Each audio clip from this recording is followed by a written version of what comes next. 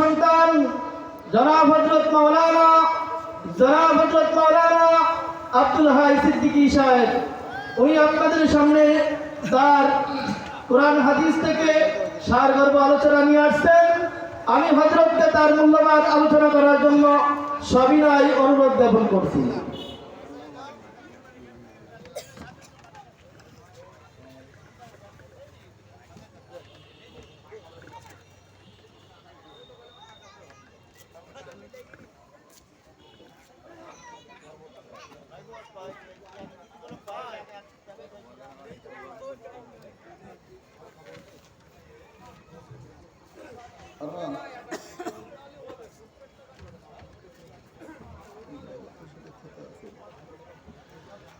আসসালামু আলাইকুম ওয়া রাহমাতুল্লাহি ওয়া বারাকাতুহু।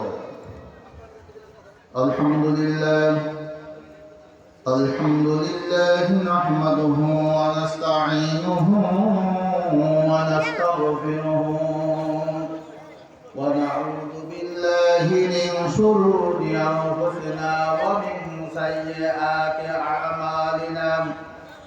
من يهد الله فلا مضل له ومن يضلله فلا هادي له ونشهد أن لا إله إلا الله وحده لا شريك له ونشهد أن سيدنا وحبيبنا ومولانا محمدا عبده ورسوله.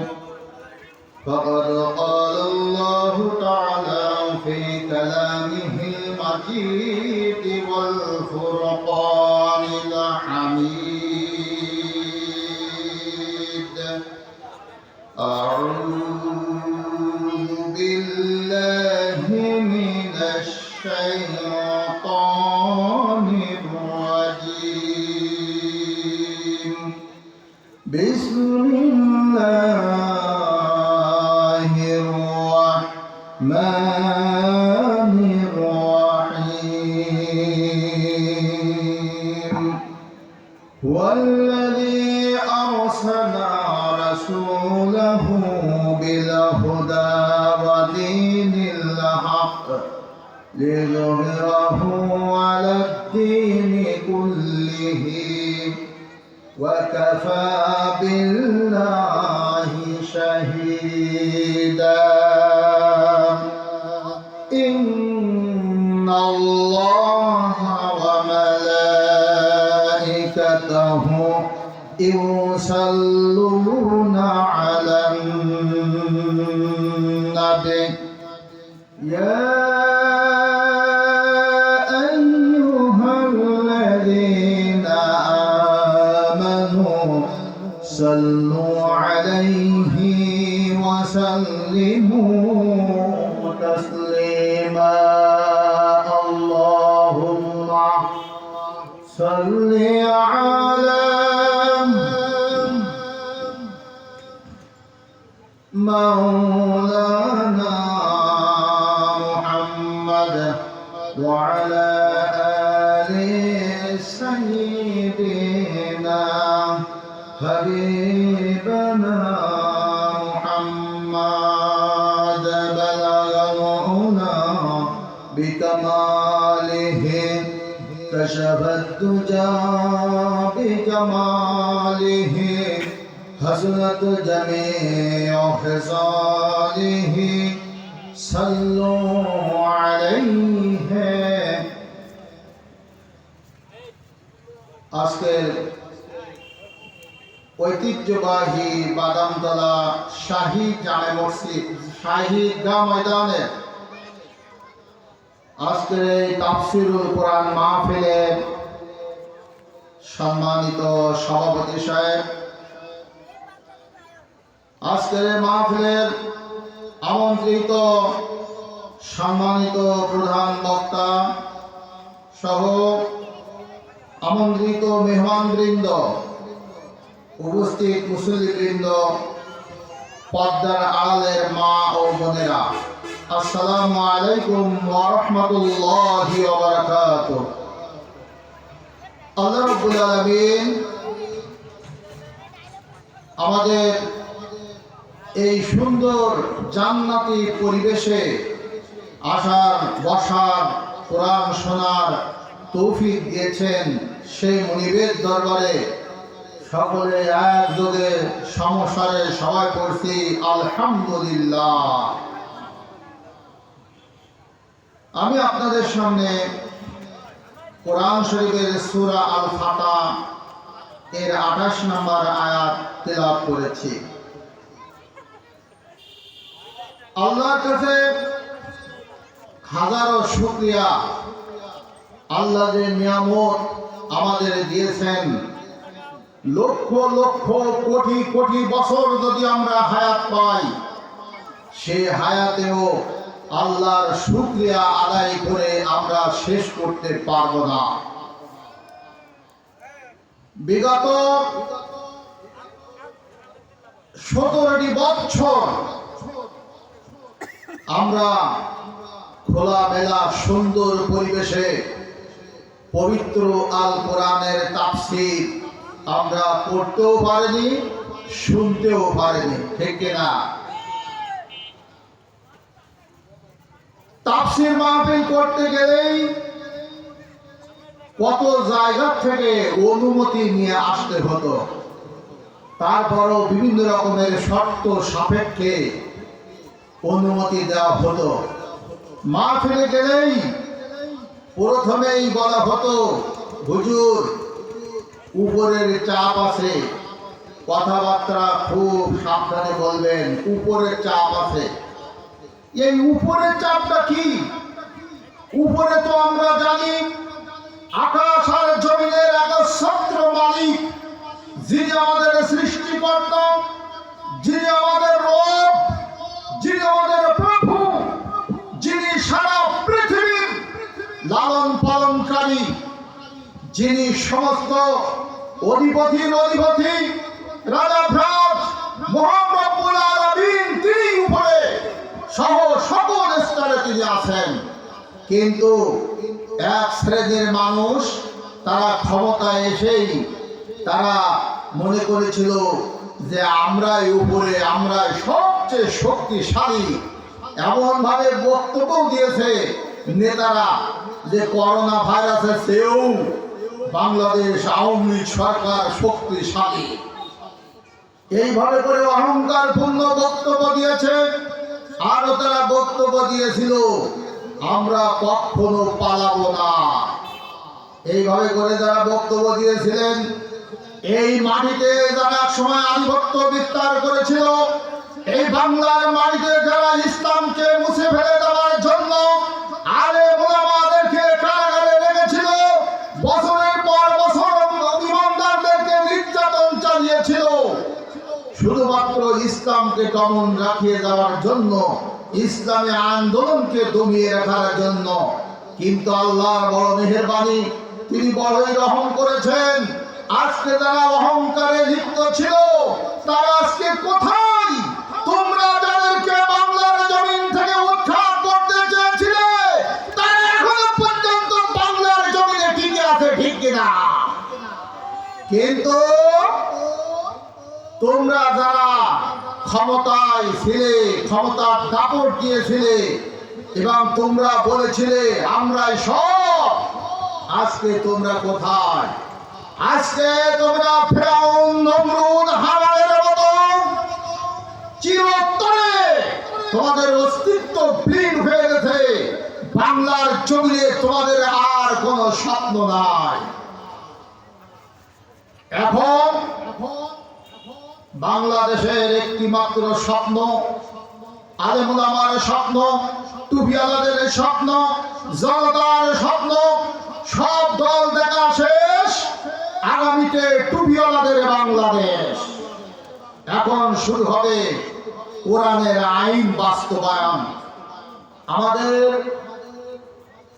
দেশের শুধু নয়, সারা পৃথিবীতে একজন আলোড়নকারী সৃষ্টিকারী বক্তা, যিনি এই পৃথিবীতে বাংলাদেশ সহ পাকিস্তান, ভারত সহ বিভিন্ন দেশে শুধুমাত্র ওয়াজ মাহফিল হতো, শুধুমাত্র ওরস হতো, এই ধরনের হালকায় জিকির হতো।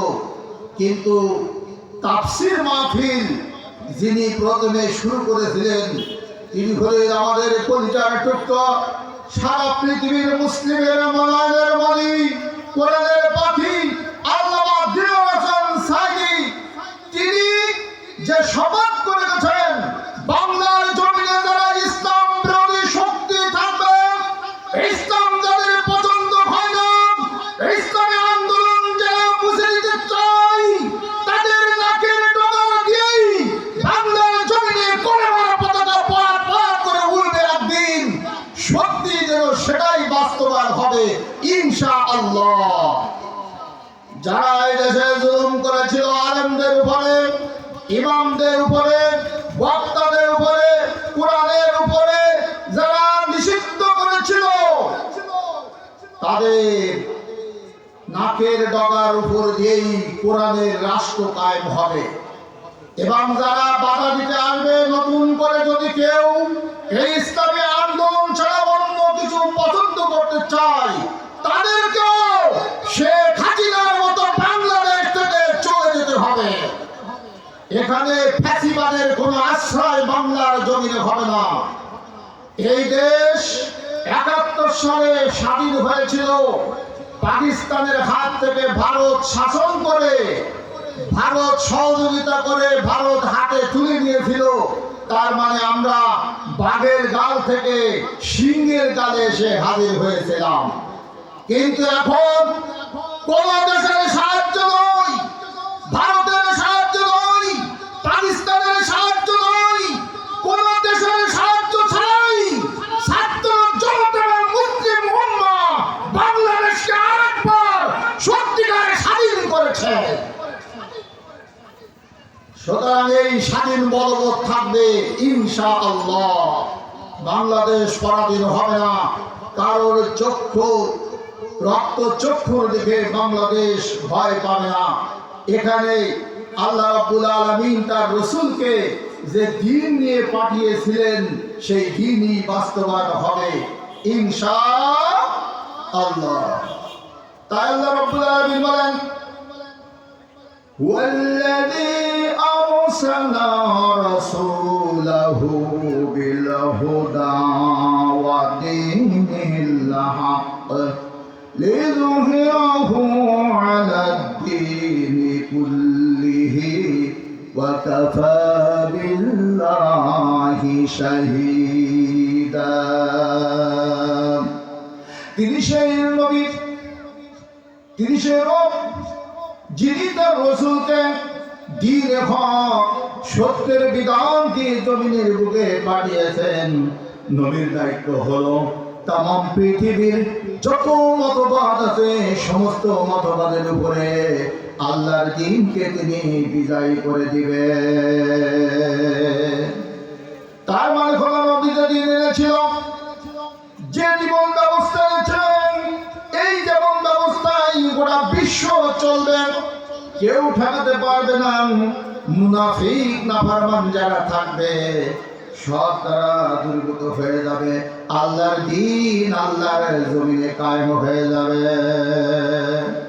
আল্লাহ পাক সূরা সফের 9 নম্বর আয়াতে বলেছেন, ওয়াল্লাযী আরসালা রাসূলাহু বিল হুদা ওয়া দীনিল হক লিযুহরিহু আলাদ-দীনি কুল্লিহি ওয়ালাউ কারিহাল মুশরিকুন। তিনি সে আল্লাহ যিনি তার রাসূলকে হেদায়েতের বাণী দিয়ে পৃথিবীতে পাঠিয়েছেন। নবীর দায়িত্ব হলো এই পৃথিবীতে আল্লাহর বিধান প্রতিষ্ঠিত করে দিবেন। তাই কাফের মুশরিকদের তার গায়ে যত জ্বালা যন্ত্রণা হোক না কেন, তার মানে আল্লাহ পাক রাসূলের যে দ্বীন দিয়েছেন, যে কোরআন দিয়েছেন, ওই কোরআন বাস্তবায়ন হবে। আর মুসলমানেরা বাস্তবায়ন করবে, ইমানদারেরা বাস্তবায়ন করবে। আর কাফের আর মুশরিক যারা, তারা এর থেকে কোনো ফায়দা পাবে না। তাই আল্লাহ পাক বলেন সূরা সাফের 10 নম্বর আয়াতে ইয়া আইয়ুহাল্লাযীনা আমানু হাল আদুল্লুকুম আলা তিজারাতিন তুনজিকুম মিন আযাবিন আলীম। হে বান্দাগণেরা, আমি কি তোমাদের একটা ব্যবসার কথা বলবো, যে ব্যবসায় তোমরা দুনিয়ায় লাভবান হবে আর পরকালে কঠিন আযাব থেকে মুক্তি পেয়ে যাবে।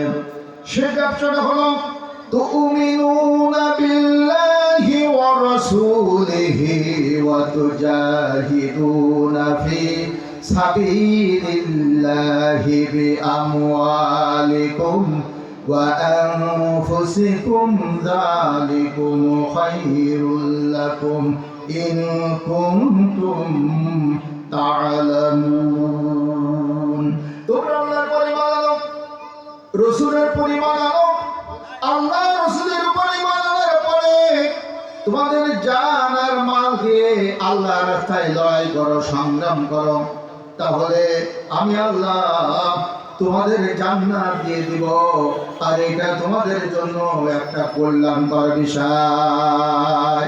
তাহলে জান্নাতে যেতে হলে আল্লাহ দ্বীন কায়েমের জন্য আমাদের লড়াই করতে হবে, সংগ্রাম করতে হবে।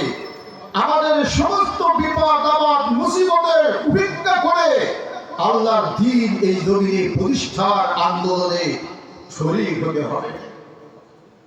তাহলে আল্লাহ পাক বলেন ইয়াগফির লাকুম যুনুবাকুম ওয়া ইয়াদখিলকুম জান্নাতিন তাজরি মিন তাহতিহাল আনহার ওয়া মাসাকিন তাইয়্যিবাতান ফি জান্নাতি আদন যালিকাল ফাওজুল আযীম। তোমরা যদি আল্লাহর সাথে এই ব্যবসায় লিপ্ত হয়ে যাও, জান আর মাল দিয়ে যদি আল্লাহর জমিনে আল্লাহর দ্বীন কায়েমের জন্য চেষ্টা চালিয়ে যাও, তাহলে আল্লাহ কি বলবেন? আল্লাহ তোমাদের যত পাপ আছে সব তিনি ক্ষমা করে দিবেন। আর তিনি এমন জান্নাতে ঢুকাবেন যার নিচে দিয়া ঝর্ণা দ্বারা প্রবাহিত হয়ে যাবে।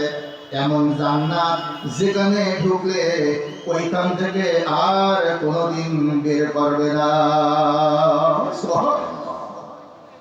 এই জান্নাতে যেতে হলে আল্লাহ রাব্বুল আলামিন সূরা আনামে বলেছেন ফামান ইউরিদিল্লাহু আইয়াহদিয়াহু ইয়াশরাহ সাদরাহু লিল ইসলাম। আল্লাহ তাকে হেদায়েতের পথে চালাতে চান, তার জ্ঞান বিবেক বুদ্ধি ও চেতনার জগৎকে ইসলামের জন্য উন্মুক্ত করে দেন। ভাইরা আমার, আমাদের কাজ হলো সকল স্তরের মানুষের কাছে ইসলামের দাওয়াত পৌঁছে দেওয়া। আল্লাহ যারে পছন্দ করবেন আল্লাহ তারে হেদায়েত দিয়ে দিবেন। ইসলামী আন্দোলন যারা করে, কোরআন প্রতিষ্ঠার কাজ যারা করবে, তাদেরকে সকল স্তর মানুষের কাছে মিশে যেতে হবে। এই বাংলাদেশের শিক্ষক, ছাত্র, ডিসি, এসপি, জজ, ব্যারিস্টার, ম্যাজিস্ট্রেট, আইনজীবী, বুদ্ধিজীবী, সাহিত্যিক, সাংবাদিক, প্রকৌশলী, চিকিৎসক, কৃষিবিদ সহ সকল স্তরের মানুষের কাছে কোরআনের দাওয়াত পৌঁছে দিতে হবে। প্রত্যেকের ইসলামী আন্দোলনে শরীক হবে এবং দ্বীন কায়েমের কাজ তারা করবে। তাহলেই এখানে ইসলাম প্রতিষ্ঠিত হবে ইনশাআল্লাহ। আল্লাহ রাব্বুল আলামিন সূরা আনামে বলেন কুল ইন্নানি হাদানি রাব্বি ইলা সিরাতিম মুস্তাকিম দীনান কিয়ামান মিল্লাতা ইব্রাহিম হানিফা ওয়া মা কানা মিনাল মুশরিকিন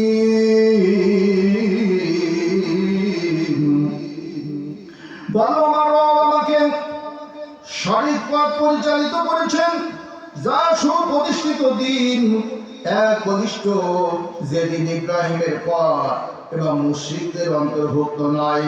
মুশরিকদের যারা শিরক করে, যারা ক্ষমতা এলে তার বাপের মূর্তি বানায় রাস্তার মোড়ে মোড়ে, এমন দিন আমার নয়। যারা মানুষকে প্রতিষ্ঠা করার জন্য আন্দোলন করে, যারা নিজের প্রতিষ্ঠার জন্য আন্দোলন করে, যারা বাপকে প্রতিষ্ঠিত করার জন্য আন্দোলন চালায়, যারা স্বামী স্ত্রীকে প্রতিষ্ঠিত করার জন্য আন্দোলন চালায়, এমন দিন আমাদের নয়। আমাদের দিন আমরা কোনো নেতার পূজা করি না, আমরা একমাত্র পূজা করি আমাদের রব আল্লাহ রব্বুল আলামিনের। আল্লাহ পাক এরপর বলেন, قُلْ مَنْ يَرْزُقُكُم مِّنَ السَّمَاءِ وَالْأَرْضِ ذَلِكُمُ اللَّهُ رَبُّكُمْ فَمَاذَا بَعْدَ الْحَقِّ ذَلِكُمُ اللَّهُ رَبُّكُمْ। ইনি হচ্ছেন তোমাদের প্রভু, ইনি হচ্ছেন তোমাদের আল্লাহ, ইনি হচ্ছেন তোমাদের রব। যে রব তোমাদের জন্য একটা বিধান পাঠিয়েছেন, একটা জীবন বিধান পাঠিয়েছেন, আর সেই জীবন বিধানের নাম হলো পবিত্র আল কোরআন। সুবহানাল্লাহ। কোরআন কি মর্যাদা সম্পন্ন জিনিস। আজকে যারা পর্দার আড়ালে বসে আছেন আমার মা এবং বোনেরা, আমি দেখেছি খেয়াল করে বাংলাদেশের প্রত্যেকটা মহিলা তার সন্তানদেরকে হাফেজ বানাতে চান, তার সন্তানদেরকে কোরআনের আলেম বানাতে চান। এটা যে কত বড় ভাগ্য ব্যাপার। এই মহিলার কত বড় ভাগ্য যে কোরআনের হাফেজের মা হতে চায়। কেন হাফেজ বানাবেন? আল্লাহর নবী বলেছেন, মান কোরআন কোরআনা ফাস্তাযহারাহু ফাআল্লা হালালাহু ওয়া হাররামা হারামাহু আদখালাহুল্লাহুল জান্নাহ ওয়া শাফাআহু ফি আশরাতিন মিন আহলি বাইতিহি কুল্লুহুম ক্বাদ তালাবাত লাহুন নার। নবী বলেন, কিয়ামতের দিন যারা এই দুনিয়ার বুকে কোরআন পড়েছেন, কোরআন মুখস্থ করেছেন, কোরআনের হালালকে হালাল, হারামকে হারাম জানার চেষ্টা করেছে, কিয়ামতের দিন আল্লাহ রাব্বুল আলামিন সিদ্ধান্ত নেবেন, ওই হাফেজদের আল্লাহ জান্নাত দিয়ে দিবে। সুবহানাল্লাহ। এই জান্নাত দিয়ে দিবেন। শুধু হাফেজদের জান্নাত দিবেন না, তারে আর কিছু বোনাস দিবেন। وشفعوا في عشرة من أهل بيته كلهم قد غضبت له النار। আল্লাহর নবী বলেছেন, কিয়ামতের ময়দানে হাফেজের পিতা মাতার খোঁজ করে করে ডেকে নিয়ে আসবেন। পর্দার আড়ালে মা যারা বসে আছেন, আপনার ছেলে যদি হাফেজ হতে পারে, আপনার খুঁজে বের করবে। কিয়ামতের ময়দানে হাফেজের পিতার মাতাকে নূরের টুপি পরাইয়া কোটি কোটি মানুষের মাঝে আল্লাহ মর্যাদা দিয়ে দিবে। হাসরবাসীরা বলবে, লোকগুলি কারা? এদের এত মর্যাদা কেন, এত সম্মান কেন, মাথায় কেন নূরের তাজ পরা?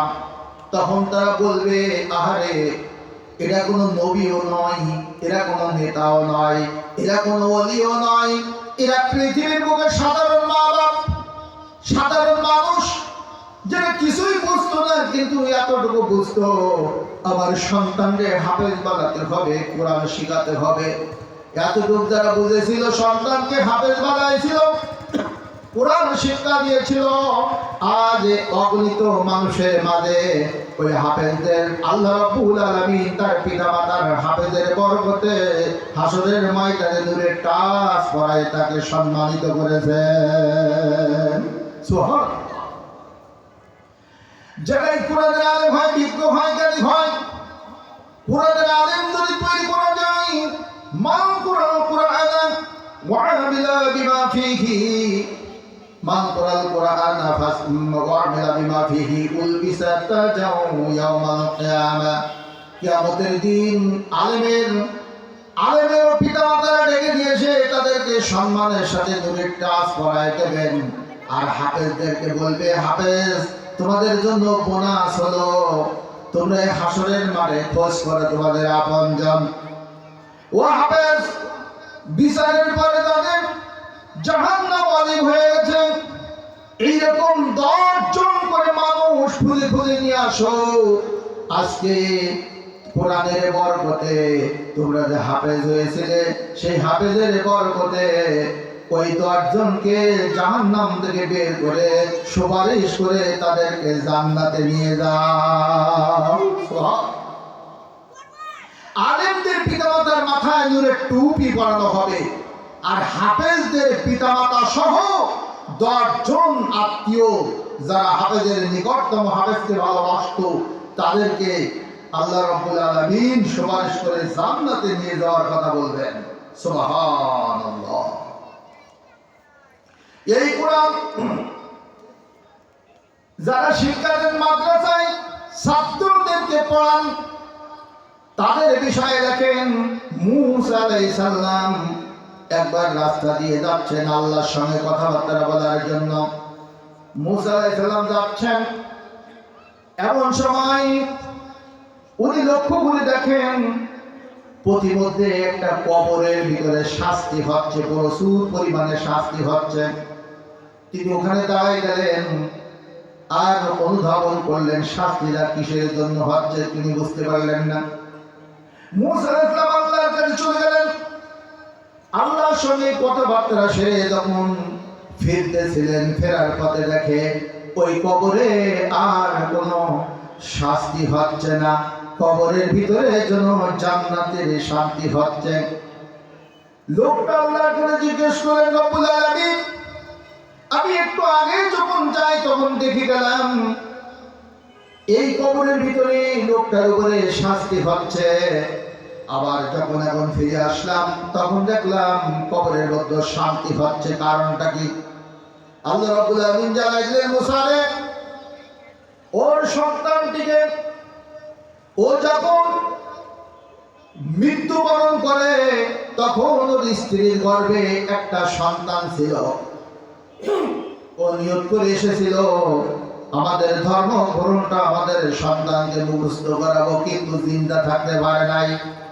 আজকের এই সন্তানটিকে মুখস্থ করাবার, ধর্মগ্রন্থ মুখস্থ করাবার জন্য প্রথমেই তাকে মাদ্রাসায় ভর্তি করে দিয়েছে।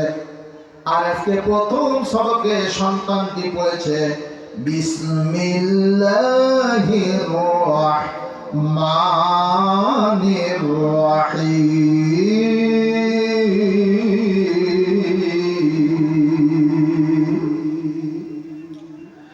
প্রথম যখন বিসমিল্লাহ পড়েছে, আমি রব্বুল আলামিন আরশের মালিক, আমার আরশ কেঁপেছে, আমার কাছে শব্দ শেখালো বিসমিল্লাহর শব্দ। আমি রহমান, আমি রহিম, এই শব্দটা ওই গুনাহগার বান্দার সন্তানের মুখ থেকে বের হলো। আমি কেমনে রহমান আর রহিম যখন পড়েছে সন্তান, ওটা শোনার পরে আমি কিভাবে তার বাপের কবরে শাস্তি দেব? এই জন্য আমার সন্তানের কিতাব পড়াই প্রথমে বিসমিল্লাহ পড়ার কারণে আমি তার পিতার গুনাহ মাফ করে কবরটারে জান্নাত বানিয়ে দিয়েছি।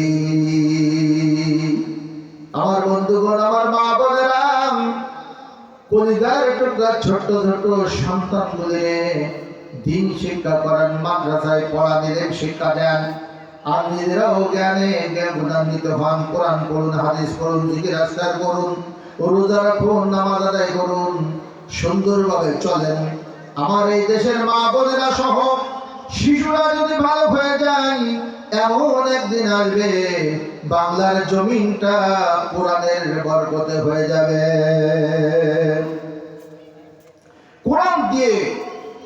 কোরআন দিয়ে বাংলার জমিন একেবারে আলোকিত হয়ে যাবে।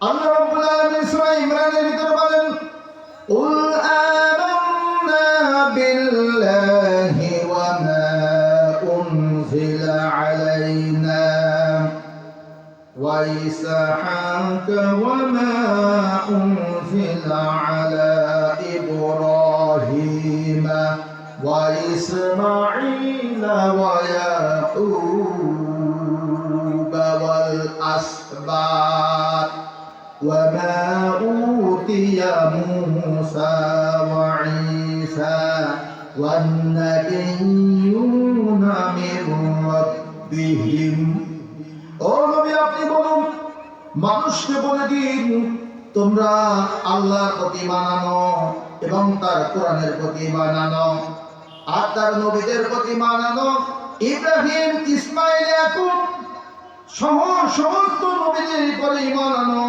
ওয়া মুসা ঈসা ওয়ান নাবিয়ুনা মির রাব্বিহিম আল্লাহর পক্ষ থেকে যত রবের পক্ষ থেকে যত নবী এসেছে সবার উপরে তোমরা ঈমান আনো